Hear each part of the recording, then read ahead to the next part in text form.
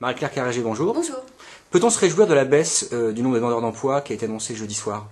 Oui, il faut toujours se réjouir des bons chiffres, mais il faut aussi les analyser dans le contexte. Le contexte, c'est une croissance qui est revenue, une croissance qui suffit à créer de l'emploi, qui est suffisante pour avoir favorisé la création quand même de 180 000 emplois sur un an, de septembre 2009 à septembre 2010, mais qui pour l'instant est insuffisante pour obtenir une décrue importante et durable du chômage sans politique de l'emploi ambitieuse.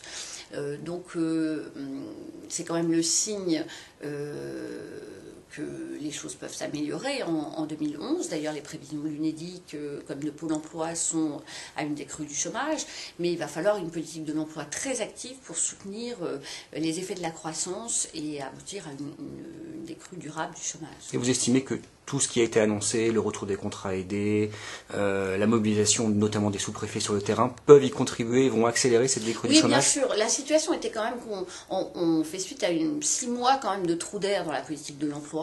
Il faut être honnête. Quand vous dites trou d'air, c'est-à-dire qu'il ne s'est rien passé pendant 6 mois? Oui, moi je l'ai dit à plusieurs reprises. On a eu pas mal d'aides liées à la crise qui sont venues à expiration. Je pense aux aides sur l'alternance, aux zéro charge sur les TPE. Au 31 décembre, il y a eu aussi certaines aides liées à la formation des demandeurs d'emploi qui sont arrêtées. Enfin, ces choses-là ont été soit mal anticipées, soit on a décidé de les arrêter délibérément. Moi, je trouvais que c'était vraiment très risqué de faire cela. Et qu'on pouvait avoir des chiffres chômage 2010 peu satisfaisants, en partie à cause de ça. Vraiment, tout le monde, enfin, on l'avait prévenu au COE, les effets de la crise sur l'emploi, ils seront durables. Il ne faut vraiment pas diminuer la voilure sur la politique de l'emploi. Or, c'est ce qui s'est passé dans la seconde moitié de 2010. Tout ce qui a été annoncé récemment par le président de la République et par le ministre de l'Emploi va dans le bon sens. Vraiment, ça va dans le bon sens sur les chômeurs de longue durée, sur la réforme de l'alternance, etc.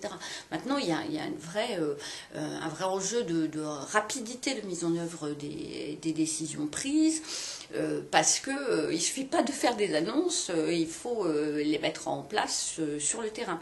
Alors, Pôle emploi a annoncé récemment les modalités de l'accompagnement des chômeurs de longue durée qui va être réalisé au cours des 6 premiers mois de l'année. C'est très satisfaisant, mais vraiment, moi, mon message, c'est celui-là, c'est vraiment de l'efficacité dans la mise en œuvre. Alors, est-ce que Pôle emploi a les moyens des ambitions qu'on lui donne, qu'on lui prête? Pôle emploi a beaucoup de moyens. Pôle emploi a été rudement mis à contribution dans la période. Moi, je fais confiance à la fois au directeur général de Pôle emploi et au pouvoir public. S'il y avait une alerte sur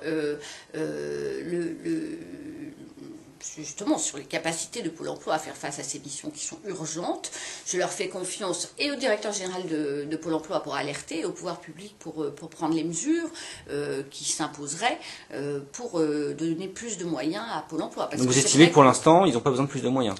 Je fais confiance au directeur général de Pôle emploi pour, s'il était en manque de moyens, de les demander de façon urgente, et au pouvoir public de lui répondre favorablement. Donc comme il ne les demande pas de manière officielle, vous estimez qu'il n'y a pas de besoin urgent?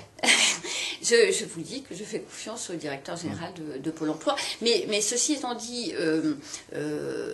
pendant toute une phase, on a eu de la part des pouvoirs publics le sentiment que la politique de l'emploi se résumait à Pôle emploi.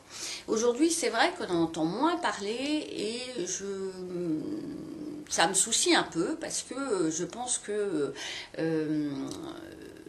l'effort que devront accomplir tous les conseillers de Pôle emploi pour contribuer à la décrue du chômage, pour améliorer la qualité de l'accompagnement des demandeurs d'emploi, cet effort, il est très très important, et je pense qu'il ne faut pas que les pouvoirs publics se désintéressent de cette question. Voilà. Et je pense qu'il y a, même si on en parle moins aujourd'hui, il y a un enjeu très fort de renforcement de la qualité de l'accompagnement des demandeurs demandeurs d'emploi. Alors très rapidement, si vous étiez nommé demain ministre de l'Emploi, quelle serait la première mesure que vous prendriez pour lutter contre le chômage? L'avantage de la présidence du COE, c'est qu'on n'a pas besoin d'être nommé ministre pour faire des propositions.